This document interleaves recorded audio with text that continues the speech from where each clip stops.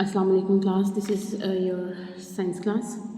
Previously हमने discuss किया था क्लासिफिकेशन ऑफ एनिमल्स में। हमने fish, amphibian and reptiles discuss किए थे और उनके इंपॉर्टेंट पॉइंट्स और की पॉइंट्स को हमने लर्न करना था। आज का हमारा मेन टॉपिक है बर्ड्स और मैमल्स। हम बर्ड्स से स्टार्ट करते हैं। The birds have feather and beak. सबसे इंपॉर्टेंट इनकी क्या फीचर्स हैं? इनके पर होते हैं और इनकी चोंच होती है। Their bones are hollow. अच्छा, इनकी हड्डियाँ खोखली होती हैं। क्यों खोखली होती हैं मैं आपको उसकी रीज़न भी बताऊंगी। Thus their weight is less. उनकी हड्डियाँ बेटा इसलिए खोखली होती हैं ताकि उनका वज़न कम हो, क्योंकि उन्होंने उड़ना होता है। जितना कम वज़न होता है बर्ड उतने अच्छे तरीके से फ्लाई कर लेता है। Along with lungs they have air sacs. उनके ना फेफड़ों के साथ हवा के लिए छोटी छोटी थैलियाँ होती हैं। Birds can fly in the air. Birds हवा में उड़ सकते हैं। Some birds can swim in the water. और कुछ परिंदे जो हैं वो पानी में भी क्या कर सकते हैं? स्विम कर सकते हैं, जस्ट लाइक डक। ठीक है। अच्छा, यहाँ तक अगर आपको बर्ड्स का इंट्रोडक्शन आता है ना, तो ये 2 लाइन्स तक आपने इसको अच्छे से लर्न करके आंसर करना है।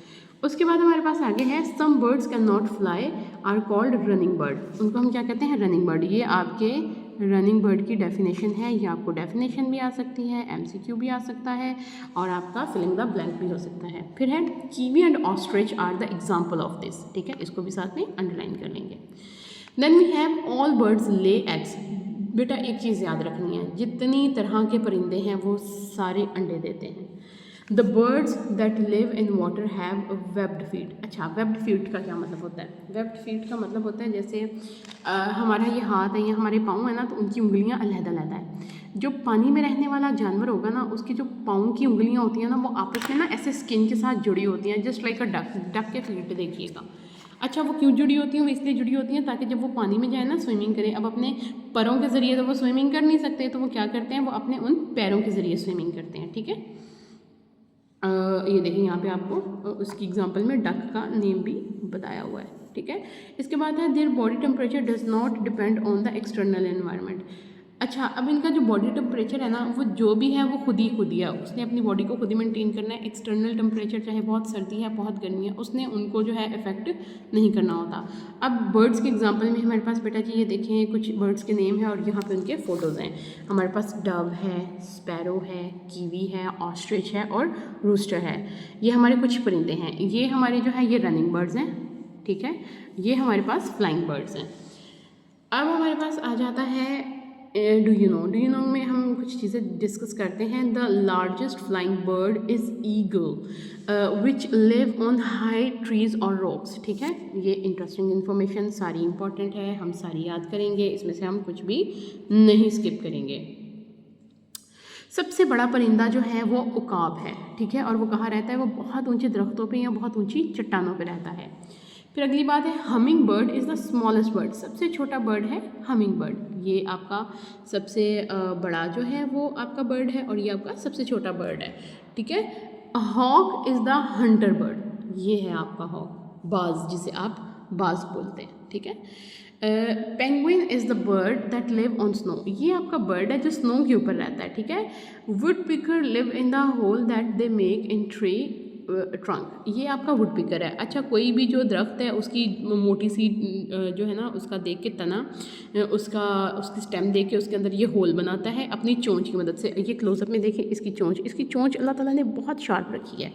ये चोंच की मदद से बड़ा सा होल बनाता है और फिर उस होल के अंदर रहता है। इसको ये अपना नेस्ट बनाता है। ये कुछ बर्ड्स के बारे में इंपॉर्टेंट इन्फॉर्मेशन थी, उनके नेम थे। बेटा ये आपके ऑब्जेक्टिव पेपर के हिसाब से बहुत इंपॉर्टेंट है। अच्छा जी, अब नेक्स्ट पे हमारे पास आ जाता है फॉर योर इन्फॉर्मेशन में birds have evolved from a generation of carnivore dinosaur. अच्छा, इनके बारे में कहा जाता है कि कार्निवोर डायनासोर, कार्निवोर का मतलब होता है जो कि गोश्त खाते थे, उन डायनासोर की ही किसी जनरेशन में से ये इनकी बर्ड्स की जनरेशन पैदा हुई है। How are birds different from reptile. अच्छा, जो बर्ड्स हैं वो रेप्टाइल से कैसे मुख्तलिफ हैं? तो ये आंसर भी आपके सामने है। The body temperature of birds does not depend on the temperature of external environment, so they remain active around the year. They show parental care. They make nest to live. They migrate from one place to another. तो बेटा जी ये आपका question और इसके आगे फ़ौरन इसका answer. ठीक है। इंपॉर्टेंट चीज़ है, सारे का सारा याद करना है।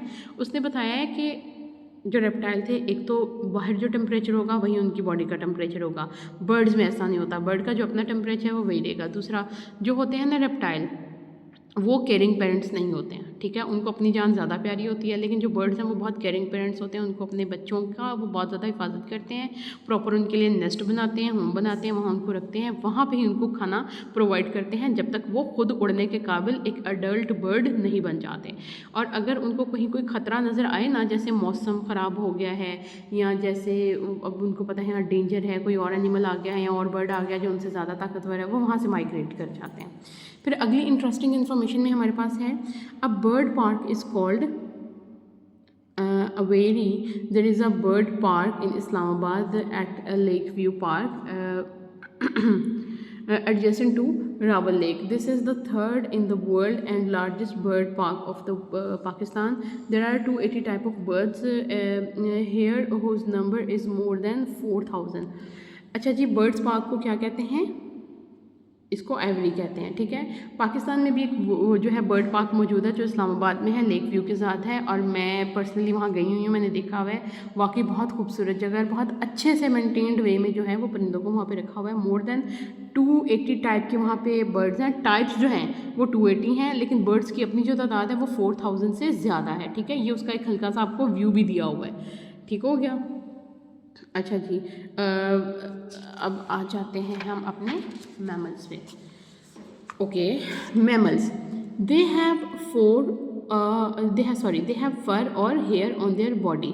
अच्छा बच्चे, अब यहाँ पे एक क्लोजअप है, ये देखें, ये क्या है? ये मेरी आर्म है, इसके ऊपर आपको हल्के हल्के हेयर नज़र आ रहे हैं, ठीक है।